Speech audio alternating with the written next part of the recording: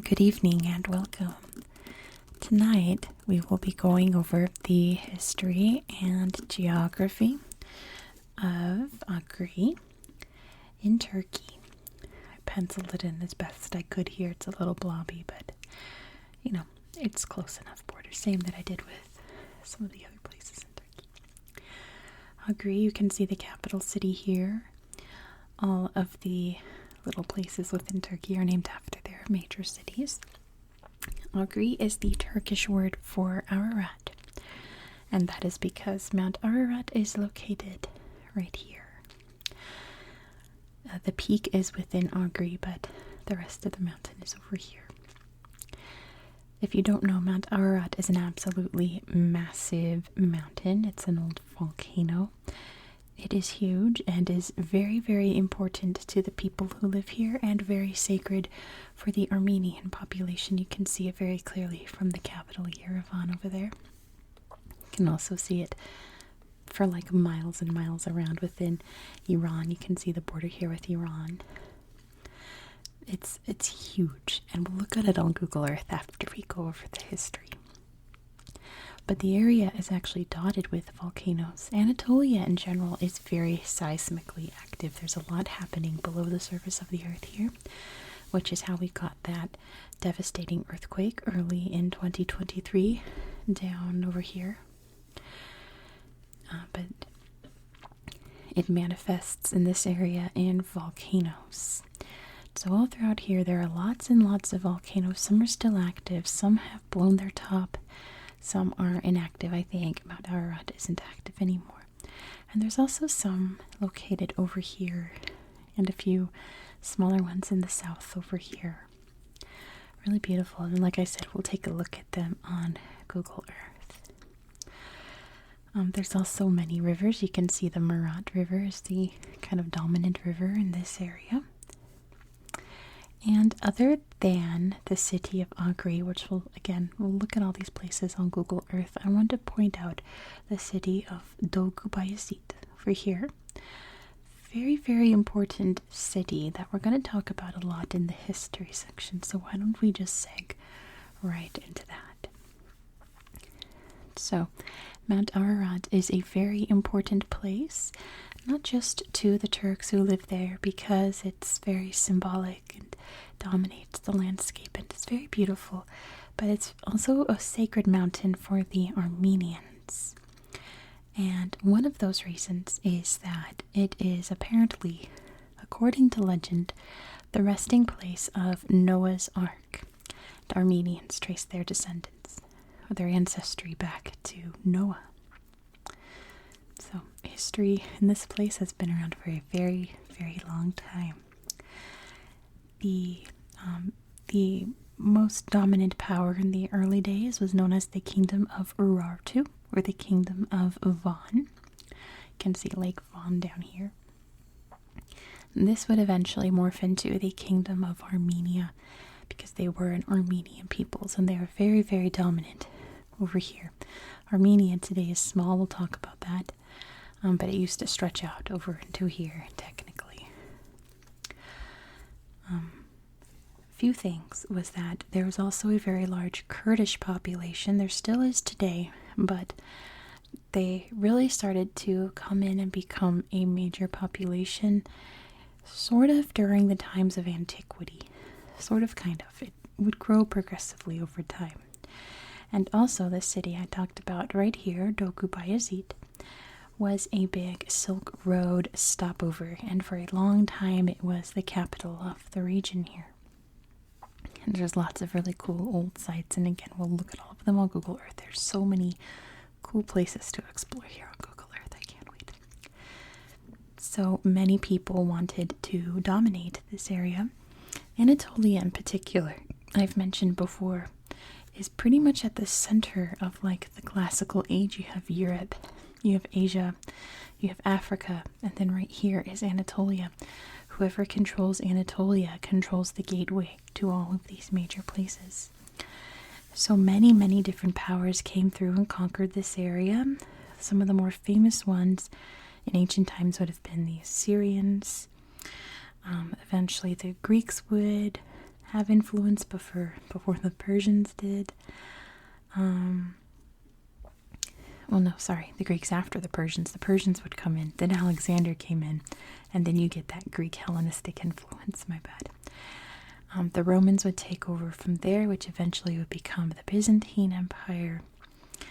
The Arabs would make their way into here, and it would be a back and forth between the Byzantines and the Arabs until the Mongols came in, kind of third-wheeling the territory scramble here. Eventually the Persians would take the land back until eventually, I'm skipping around so much and skipping over many other major powers that controlled the area, just so you know. This is the Cliff Notes version. Eventually, the ones who would finally kind of come in and place their claws in the area and sink their teeth in were the Seljuk Turks, which would eventually become the Ottoman Empire. And they controlled Anatolia for a very, very, very long time until the 1920s. The biggest event really to happen during this time is the Armenian genocide, unfortunately. Please, please, please don't get into any debates in the comments. That's not what this video is about. This video is about relaxing you and educating you. So I really don't want my comment section to become any kind of argument about the Armenian genocide. Just throwing that out there. Please respect that. Like I said, this area was very heavily populated by Armenians. The Ottomans saw the Armenians as troublemakers who could potentially rise up and overthrow their empire, which, I mean, they were rising up, right?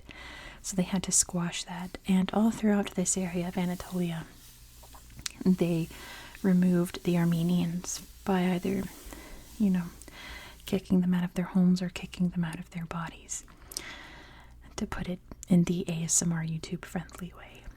And it was very, very bad over here.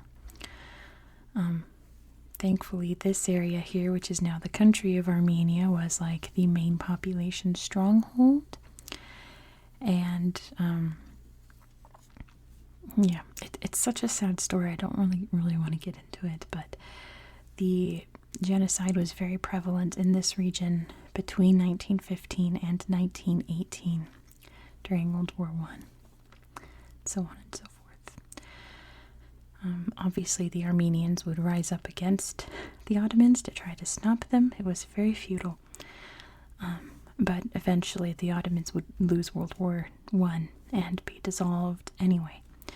That left a very large Kurdish population in here with the population of Turks that took over the old Armenian territories. And the Kurdish people, if I remember correctly, is the largest ethnic group that does not have their own land borders, in a way. So there have been many Kurdish uprisings, Kurdish rebellions, Kurdish protests over mistreatment from the Turks. Most recently, I think, in like the late 2000s, I want to say. But the region today is very stable, from what I can tell in my research. And yeah, the history of this region is very sad, so I don't want to get into too many details about it because, one, it's not YouTube friendly, two, it's not relaxing, and three, it stresses me out, so I can imagine it would stress out other people. So glossing over the very sad history here, not as a sign of disrespect, but you know what I mean. I have to have that disclaimer a lot in places like this. Let's get into the Google Earth. Let's get into the exciting part. Let me grab my tablet over here and fire it up for you, because there's a lot of places to explore. So here we are in Agri. I tried to make sure it was nice and highlighted so you could see the correct borders, and then let me zoom out so you can see exactly where we are in the world if you're not sure what Anatolia or anything is that I'm talking about. Here's the planet Earth. There's Turkey. This whole section here is Anatolia. So it's kind of in the more eastern part of Anatolia, right? So let's start off by looking at the city of Agri. Oh, I think it's already highlighted. There we go. This is a very beautiful corner of Turkey. Very cool. This is the Ishak Pasha Palace. We'll take a look at that when we go to Doğu Bayezid. I think these are just, I was going to say, yeah, not sure these are pictures of Agri in particular. I think these are pictures of the province. So that's a beautiful picture there. That's really cool. Let's, try to go into the actual city and look around. See if there's anything cool to see here. There we go. Now we have the right slideshow. Looks like Noah's Ark there. Let's see what we can find. There we go. Big bustling Turkish city. Nice quaint outskirts. Lots of remnants of times past. And there's Mount Ararat dominating the skyline there. We'll take a look at that very soon. Beautiful mosques, as you can imagine. Beautiful historic sites. So on and so forth. Beautiful landscape as well. Very mountainous area. You can see the farmland over here. And let's see if we can find any cool volcanoes like this one. There's a little bump of a mountain up there. It's massive, right? But then we're gonna go look at Mount Ararat, and this is nothing. It looks like a huge, huge mountain, but it's really nothing compared to the actual big mountain. There's another volcano here. See, there's volcanoes all over the place. They are everywhere in this landscape. We kind of go down here in the south. You can see kind of the mountainous landscape. There's Mount Ararat. But I want to show you. Let's see if I can find it. I always find these cool places, and as soon as I hit record, I can't find any of them. Oh yeah, I'm way too far over. Let's look at the city. Doğu Bayezid. So yes, this is the old Ishak Pasha Palace. It's one of the few ancient Ottoman buildings still standing in like a nice complete form like that. A really good example of very ancient Ottoman architecture from like, I want to say like the 16 or 1700s. There's a lot of cool old places, and there's another site around here. I could not find it on Google Earth. I looked all over, of an Ararat castle. It's pretty crumbled. It's up in the mountains somewhere. I looked all over on Google Earth. I just don't think it's highlighted anywhere. But it's also, there's like only a few towers and pathways standing. It's amazing. Let's see, there's more volcanoes down here, all over the place. I want to show you, it's on the border here with Iran, but of course now I can't find it. It's a really big meteor, or what's left of the meteor after it came crashing to Earth. Here we go. This is, I think it's like the second largest meteor impact on planet Earth. And it's really creepy and really cool in a way. Kind of reminds me, have you guys seen that Mystery Flesh Pit National Park? Kind of creepypasta. It's kind of like that, or kind of like the Sarlacc pit in the Star Wars universe. It's just a massive, scary hole in the ground. And currently it's in a protected zone by the government because it's really, really close to Iran's border. So you can't go there now, apparently, but this is what it looks like. Oh, it's a big drop. That's very, very creepy. Okay, so let's head up to the big mountains. Let's go to the star of the show. So up here, you can see, first of all, when you're way zoomed out, you can see the old, like, evidence of pyroclastic flows looking from above here. Like this is obviously like old lava that's dried up, right? Isn't that so cool? You can see it all flowing down there. There's a volcano that blew up and spewed all over. All of this is like old lava stuff. There's a little cone right here. Let me put on the 3D so you can really see the size of things.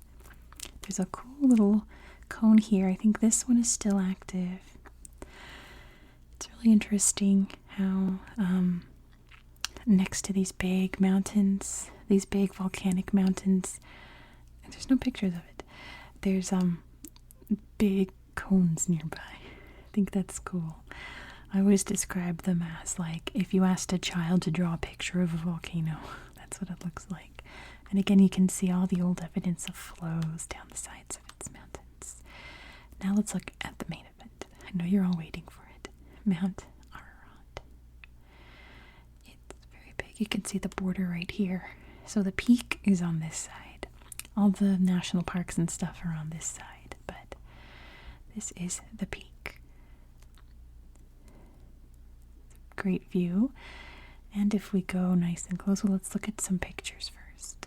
Not that we've seen enough pictures of Mount Ararat in this slideshow, right? It is a gorgeous mountain.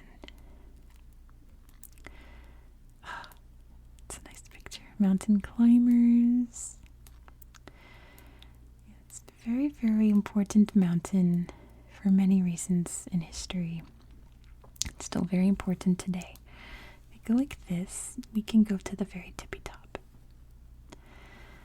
Let's see what it looks like. Oop. We're going in. You can see Armenia over there. Here we are on the top of Mount Ararat. You can see the little cinder cone right there. Let's put a flag there at the peak. And you can see where the earth meets the sky.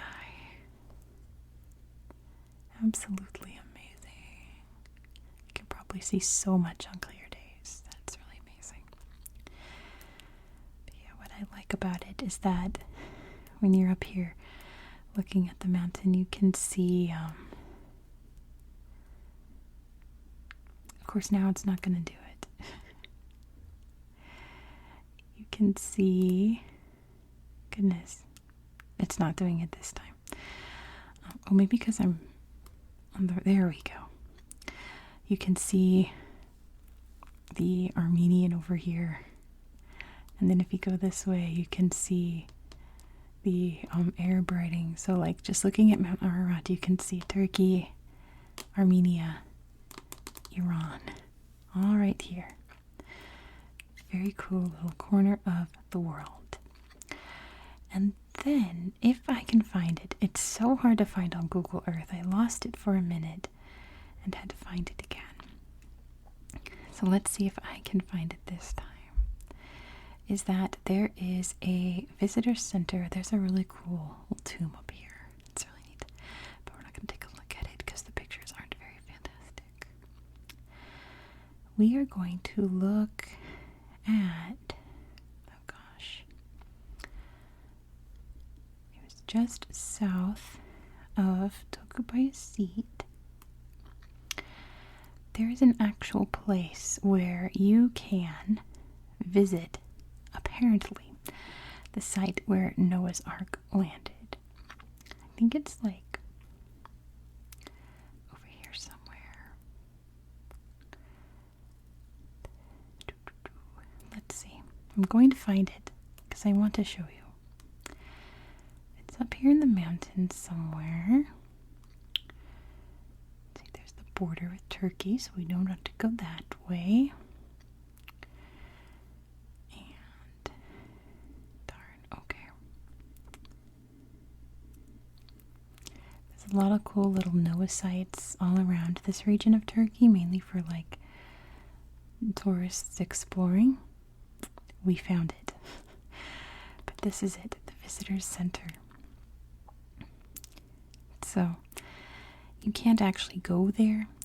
Mostly, I mean, they won't let you, but you also like can't tell from when you're up close. But when you're at the Visitor Center, you can look out and you can see this scar in the landscape, which, let's be real, is probably from some volcanic flow from way long but it does look like a boat just like dug its way into there. Can you see it? So this, when they say, like, because it comes up in trivia a lot, that Noah's Ark landed on Mount Ararat. This is allegedly, there's the visitor center.